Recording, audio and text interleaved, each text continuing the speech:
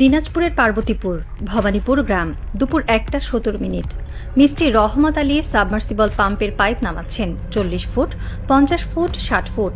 হঠাৎ পাইপটা কেঁপে উঠল, নিচ থেকে গড়গড় শব্দ, তারপর ফোয়ারার মতো বেরিয়ে এলো তরল স্বচ্ছ তেলে ঝাঁঝালো গন্ধ।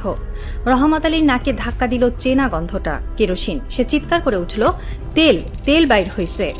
5 মিনিটে পুরো পাড়া ভেঙে পড়ল। কেউ বোতল আনলো, কেউ বালতি, কেউ পুরনো জেলিকেন। বাচ্চারা হাত ডুবিয়ে দেখছে, বুড়োরা নাকে শুকছে। 1 ঘন্টার মধ্যে খবর ছড়ালো থানা, ইউএনও অফিস, ডিসি অফিসে। বিকেল 4টায় পুলিশ, ফায়ার সার্ভিস, খনি কর্মকর্তা। নমুনা নেওয়া হলো, সিলগালা করা হলো জায়গা, ল্যাবে পাঠানো হলো। প্রাথমিক রিপোর্ট হাইড্রোকার্বন পজিটিভ। কেউ জানে না এই 60 ফুট গভীরের ফোয়ারা আসলে কত হাজার ফুট নিচের কোনো দানবীয় রিজার্ভারের নিঃশ্বাস। কেউ জানে না এই তরল ফোঁটা কত বিলিয়ন ডলারের স্বপ্ন নিয়ে উঠে এসেছে। কেউ জানে না এই গল্পটা নতুন না। এই গল্পের শেকড় 40 বছর আগে তেঁতুলিয়ার শালবাগানে ফরাসল নামের ফরাসি কোম্পানির ড্রিলিং রিগে আর একটা রাতের হেলিকপ্টারের চক্করে। খনিজ বেল্টের উপর দাঁড়িয়ে থাকা একটা জেলা পার্বতীপুর কোনো বিচ্ছিন্ন দ্বীপ না। মানচিত্র খুললে দেখা যায় এটি একটি খনিজ বেল্টের বুকের উপর বসে আছে। দক্ষিণে বড় পুকুরিয়া কয়লা খনি, দেশের একমাত্র উৎপাদনশীল কয়লা খনি। পশ্চিমে মধ্যপাড়া কঠিন শিলা। পূব পশ্চিমে ফুলবাড়ি কয়লাক্ষেত্র, যার নিচে ঘুমিয়ে আছে 572 মিলিয়ন টন কয়লা। উত্তরে খানসামা, চিড়ির বন্দর, সেখানেও সিসমিক সার্ভেতে হাইড্রোকার্বনের অ্যানোমালি। ভূতাত্ত্বিকরা বলেন গন্ডোয়ানা অববাহিকা। কোটি বছর আগে এখানে ছিল অগভীর সমুদ্র। মরেছে প্ল্যাঙ্কটন, জমেছে পলি। তাপে চাপে হয়েছে কয়লা, তেল, গ্যাস। তাহলে 60 ফুট নিচে কেরোসিন আসা অস্বাভাবিক না। অস্বাভাবিক হলো এরপর কি হলো। নিয়ম হলো এমন সিপেজ পাওয়া মাত্র পেট্রোবাংলা ইমার্জেন্সি সার্ভে করবে। 3D seismic stratigraphic well reservoir modelling. বাস্তবে কি হলো? স্থানীয় খনি অফিস বলল এটা আমাদের কাজ না, তেল গ্যাস পেট্রোবাংলার। পেট্রোবাংলা বলল বাজেট নেই, আগে ফাইল আসুক। ফাইল গেল জ্বালানি মন্ত্রণালয়। মন্ত্রণালয় বলল আন্তঃমন্ত্রণালয় কমিটি লাগবে। কমিটি হলো না, সার্ভে হলো না। ভবানীপুরের সেই টিউবওয়েলের মুখে এখন কনক্রিটের ঢাকনা। পাশে একটা সাইনবোর্ড, বিপজ্জনক, কাছে যাবেন না। কেউ জানে না ঢাকনার নিচে এখনো তেল চুইয়ে পড়ছে কিনা। কেউ জানে না সেই ফাইলটা কোন এসিড বাতাসে শুকিয়ে মচমচে হয়ে গেছে।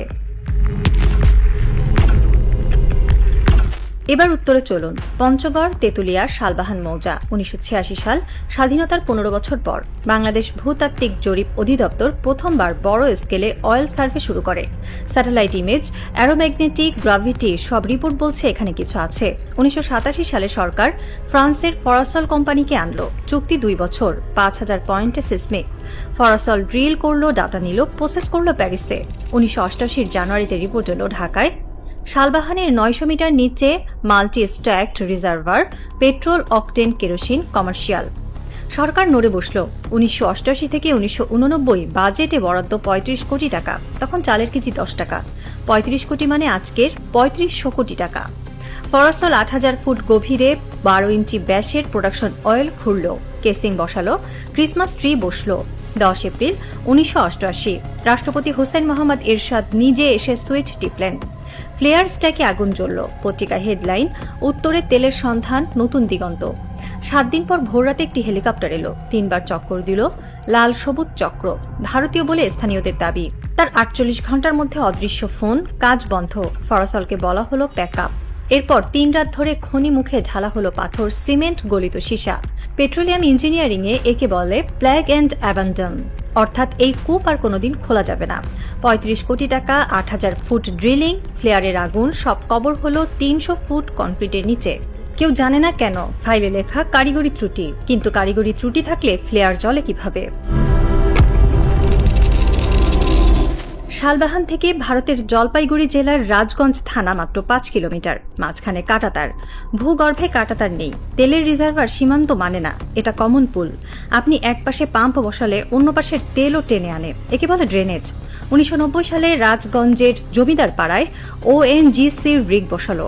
1992 সালে প্রোডাকশন শুরু। ভারত সরকার কখনোই তেঁতুলিয়া রিজার্ভার শব্দটা উচ্চারণ করে না, বলে রাজগঞ্জ ফিল্ড। কিন্তু ভূতত্ত্ব বলে এটা একই structure, Tentulia Rajganj high. Directional drilling দিয়ে 5 কিলোমিটার দূরের রিজার্ভার টানা যায়। স্ল্যান্ডেড অয়েল, হরাইজন্টাল অয়েল এখনকার প্রযুক্তি। কেউ জানে না শালবাহানের কূপ বন্ধ করার পর রাজগঞ্জের প্রোডাকশন বাড়ল কিনা। ONGC ডাটা দেয় না, কিন্তু স্থানীয়রা বলে আগে ট্রাক যাইতো সপ্তাহে 2টা, এখন যায় 10টা। বাংলাদেশ সাইডে কি হলো? খনি মুখের 500 মিটারের মধ্যে গড়ে উঠল প্রাইমারি স্কুল, মাদ্রাসা, বাজার। খনি এলাকা এখন জনবসতি। খনি আইন বলে বসতির 1 কিলোমিটারের মধ্যে ড্রিলিং নিষিদ্ধ। অর্থাৎ কেউ যদি কাল সকালে বলে চলো কূপটা খুলেই, পারবে না। আগে স্কুল ভাঙো, বাজার ওঠাও, মানুষ সরাও। কেউ জানে না এই নগরায়ন কি কাকতালীয় নাকি পার্মানেন্ট প্লাগ। ভবানীপুরের নমুনা ল্যাবে গেল 2023-এ। GSC-MS report, C8, C16 hydrocarbon, kerosene range, biodegradation low, indicates fresh charge, মানে নিচে অ্যাক্টিভ রিজার্ভার আছে। রিপোর্ট গেল পেট্রোবাংলায়। পেট্রোবাংলা এক্সপ্লোরেশন সেল নোট দিল 3D সিসমিক প্রয়োজন, বাজেট 80 কোটি টাকা। ফাইল গেল জ্বালানি বিভাগে। জ্বালানি বিভাগ ফিনান্স চাইল, ফিনান্স বলল এডিপিতে নেই, নতুন প্রকল্প লাগবে। EC-NEC লাগবে। EC-NEC-তে ওঠার আগে সামারি লাগবে প্রধানমন্ত্রীর কার্যালয়ে। সামারি গেল, সাথে নোট, বৈদেশিক বিনিয়োগ লাগতে পারে, PSC লাগতে পারে। PSC শব্দটা দেখেই ফাইল থেমে গেল, কারণ PSC মানে প্রোডাকশন শেয়ারিং কন্ট্রাক্ট, মানে বিদেশি কোম্পানি আসবে, মানে ভূ রাজনীতি। কেউ জানে না ফাইলটি এখন কোন টেবিলে ঘুমায়। কেউ জানে না বৈদেশিক প্রভাব শব্দটা শুনেই ফাইলটা সেন্সিটিভ হয়ে গেল কিনা। এদিকে প্রতি বছর বাংলাদেশ $6 বিলিয়ন তেল LNG আমদানি করে। রিজার্ভের ওপর চাপ, ডলার সংকট, তবু 60 ফুট নিচের তেল তুলতে 80 কোটি টাকা নেই। বগুড়ার শেরপুরে 2019-এ একটি টিউবওয়েল দিয়ে গ্যাস উঠল। স্থানীয়রা 2 বছর রান্না করল। পেট্রোবাংলা এসে সেফটির জন্য মুখ বন্ধ করল। সিলেটের হরিপুরে 195-তে গ্যাস পাওয়া গেল। আজও হরিপুর ফিল্ড নাম আছে, কিন্তু প্রোডাকশন নেই। ভোলায় শাহবাজপুর, ভোলা নর্থ 1.5 TCF গ্যাস পাইপলাইন নেই বলে ঢাকায় আসে না। কুষ্টিয়ার কুমারখালীতে 2011-তে টিউবওয়েলে গ্যাস। ব্যাপিক্স এসে ড্রাই ঘোষণা দিল। গ্রামবাসী বলছে আমরা তো 6 মাস চুলা জ্বালাইছি। প্যাটার্ন একটাই, সারফেস সিপেজ, হইচই, নমুনা, ফাইল, ঢাকা, নীরবতা। কেউ জানে না এই নীরবতা ব্যর্থতা নাকি পরিকল্পিত।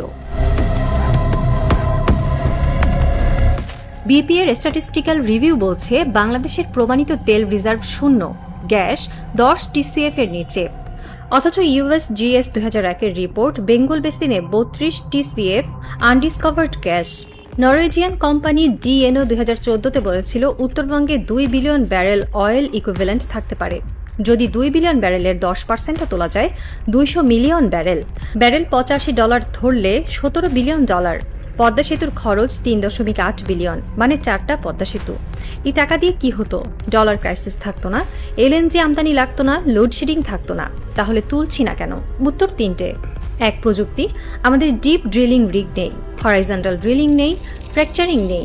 2, টাকা, একটা ডিপ ওয়েলে $50 থেকে $80 মিলিয়ন, ড্রাই হলে পুরো লস। 3, রাজনীতি, তেল পেলে রিসোর্স কার্স আসে, বিদেশি চাপ আসে, সীমান্ত চাপ আসে।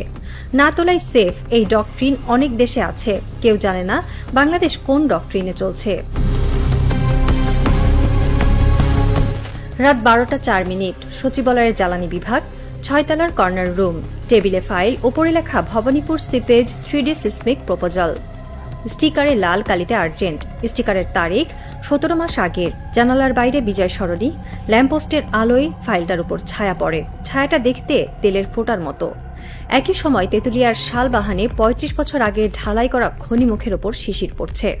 পাশের স্কুলের দেয়ালে চুনকাম, দেয়ালে লেখা শিক্ষাই জাতির মেরুদণ্ড। খনিমুখের 5 কিলোমিটার দূরে কাঁটাতারের ওপারে রাজগঞ্জ, সেখানে ফ্লেয়ার স্ট্যাক চলছে। আগুনের শিখা আকাশে উঠছে, বাতাস দক্ষিণে, অর্থাৎ বাংলাদেশের দিকে। কেউ জানে না ওই আগুনে কার তেল পুড়ছে, ভারতের নাকি আমাদের। সচিবালয়ের রুমে টেবিল ফ্যান ঘুরছে, ফাইলের পাতা একটু ওড়ে আবার বসে যায়। শেষ পাতায় নথি উপস্থাপন করা হলো, সিদ্ধান্তের জন্য পেশ। সিদ্ধান্তের ঘর ফাঁকা, কলমটা দানিতে গুজে রাখা, কালি শুকিয়ে গেছে কিনা কেউ জানে না, শুধু দেয়ালের ঘড়িটা টিকটিক করছে। রাত 12টা 5, 12টা 6, 12টা 7। প্রতি সেকেন্ডে মাটির 60 ফুট নিচে ফোটায় ফোটায় তেল জমছে। প্রতি সেকেন্ডে সীমান্তের ওপারে পাম্প চলছে। প্রতি সেকেন্ডে ফাইলটা আরও একটু হলুদ হচ্ছে। আর বাংলাদেশ দাঁড়িয়ে আছে একটা তালাবদ্ধ খনি মুখ আর একটা সইহীন ফাইলের মাঝখানে। দুটোই বন্ধ, একটাই সিমেন্ট, আরেকটাই নীরবতা। পার্বতীপুরের বাতাসে কেরোসিনের গন্ধ ভেসে বেড়াবে। স্বাধীনতার গন্ধ হয়ে নাকি পরাধীনতার, সেটা সময়ই বলে দেবে।